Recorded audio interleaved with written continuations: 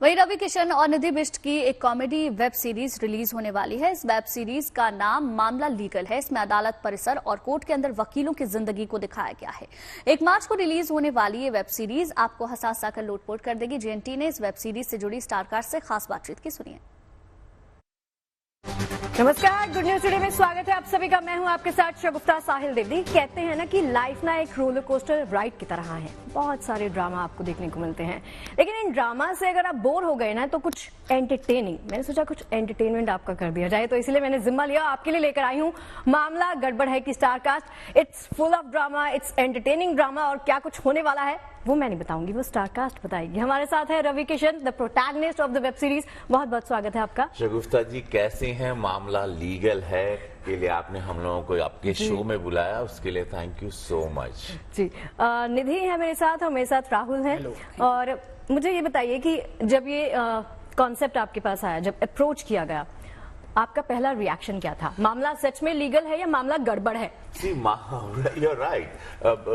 शगुफ्ता, ये बहुत अच्छा आपने सवाल किया, बिकॉज अक्सर हम लोग तारीख पे तारीख कोर्ट कचहरी ड्रामा को भी see it in very serious कि भैया वकीलों की जिंदगी बड़ी सीरियस होती है। बट मैं श्री राम जेठमलानी जी से मिला था, मैं अरुण जेटली साहब से भी मिला था। लोग पर्सनल लाइफ उनके सालवे साहब हैं जो the top notch of this country जैसे वकीलों में, लेकिन उनकी पर्सनल लाइफ में बड़े कुछ संगीतमय भी थे, कुछ रफी साहब के, कुछ किशोर कुमार के गाने भी सुनते थे। They have family, they have holidays, they have happy life also, apart from dealing with sensitive issues, you know.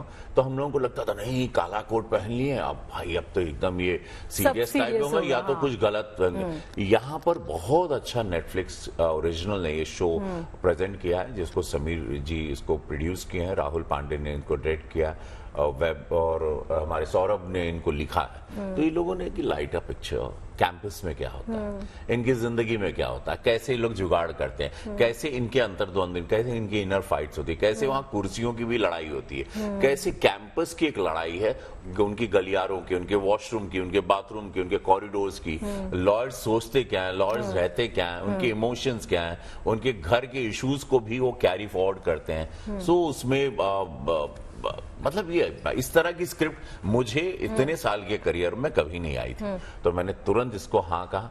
अच्छा, आपने कमेंट्स की बात की ना, तो मैं चेक कर रही थी, मैंने ट्रेलर देखा ना, I definitely watch the episodes, entire 8 episodes, but जो कमेंट्स थे ना वो बहुत अमेजिंग है। आपके लिए स्पेशली लोगों ने कहा है कि रवि ने कुछ हटकर किया है।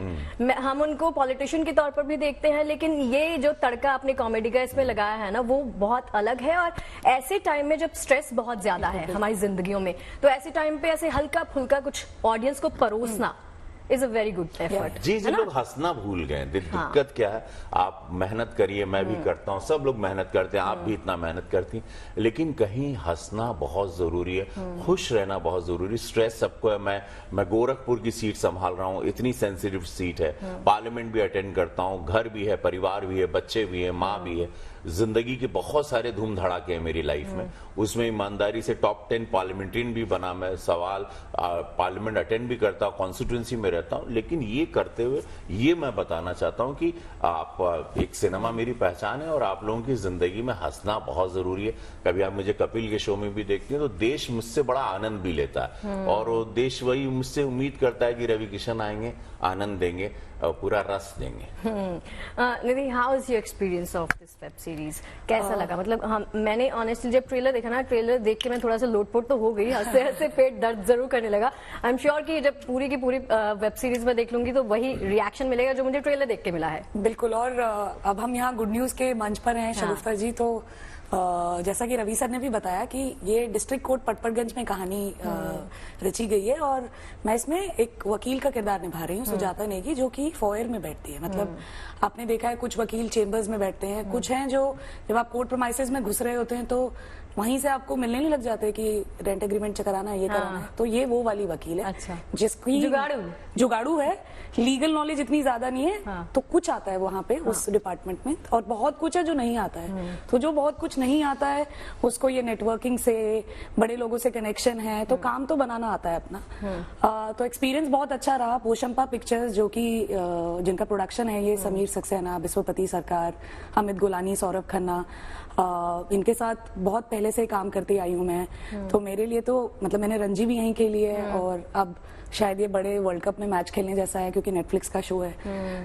तो बहुत सही एक्सपीरियंस था। ऑन पेपर ही मैं बहुत इम्प्रेस थी जो लिखा था इन लोगों ने स्क्रिप्ट पे, और फिर इतना खूबसूरत किरदार प्ले करने को मिल रहा है। तो ये फॉयर की गुंडी है सुजाता, जैसा कि मैंने बताया इन्हें दीदी बुलाया जाता है। अच्छा। सब लोग इसे दीदी दीदी बुलाते हैं। और कुछ बहुत पॉपुलर लाइंस हैं फ्रॉम द शो, जैसे कि दीदी दलील देती नहीं है, दीदी खुद दलील है। अच्छा। तो Nice. बहुत ही मजेदार एक्सपीरियंस रहा सबके साथ। एंड रवि जी के साथ काम करने का एक्सपीरियंस कैसा रहा? अरे सर की इतनी इन्फेक्शियस एनर्जी है, लाइक मतलब वो एकदम लाइट कर देते हैं। He makes it so easy, है ना। मतलब सीनियर है तो वो एक, आप शुरू वाले दिन में आपका एक डर होता है कि पता नहीं कुछ नाराज ना हो जाए कि ज्यादा ये मत कर वो मत कर, बट उनका ऐसा कुछ भी नहीं था। Like almost I think workshop के टाइम से ही, और राहुल सर को मैं इसका बहुत बड़ा क्रेडिट दूंगी कि before we went on the shoot, like on set, हम लोगों ने बैठ के रीडिंग्स की थी, हमने रिहर्सल्स की थी, वर्कशॉप्स की थी। तो बहुत सारी आइस ब्रेकिंग ना अमंगस्ट कास्ट मेंबर्स वहीं पे हो गई। exactly. तो जब हम सेट पे पहुंचे तो हम एक दूसरे को ऑलरेडी दोस्ती सी हो गई थी एक, और वही जरूरी होता है किसी भी माहौल को लाइट करने के लिए, है ना। राहुल, जब ये आपने सोचा, जब स्क्रीन प्ले को हम शब्दों में उकेरते हैं, जब वो किताब बुक में उतारा जाता है, लिखा जाता है, तब कास्टिंग की बात आती है, तब इन दोनों का ही नाम सबसे पहले जहन में आया? जी देखिए, इस शो को लिखा है कुणाल और सौरभ खन्ना ने, जैसा सर ने अभी बताया। तो फर्स्ट टाइम जब आप स्क्रिप्ट पढ़ रहे थे, ऑब्वियसली पढ़ते वक्त आप सिर्फ अपने आसपास के रेफरेंस उठा रहे होते हैं कि है ना, ये कैरेक्टर कुछ ऐसा सा दिखता होगा, ये कैरेक्टर कुछ वैसा सा दिखता होगा। सो एक लंबा प्रोसेस रहा कास्टिंग का, जो एंटी कास्टिंग वैभव ने की है, बड़ी प्यारी कास्टिंग। हमें ऐसी कास्टिंग करनी थी जिसमें फेसेस कॉमन हो, बहुत आसानी से इस दुनिया में जल कर जाए। तो निधि जी की casting, I think it was somewhere decided. अच्छा। वो आई थिंक राइटर्स को लिखते वक्त ही आइडिया लग गया था कि ये दीदी जो है, ये हमें दीदी मिल चुकी है।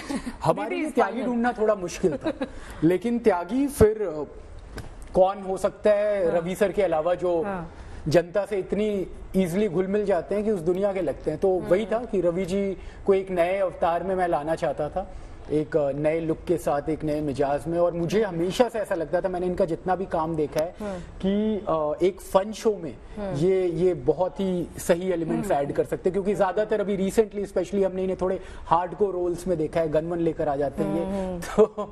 तो मुझे लगा ये कुछ नया रहेगा इनके लिए। एक ना पंजाबी का गाना है, दिल दा मामला है, ये मामला भी हालांकि लीगल है लेकिन दिलों से जुड़ा हुआ मामला है। तो आप सभी को जरूर देखना है। नेटफ्लिक्स पर 1 मार्च को ये स्ट्रीम होगी।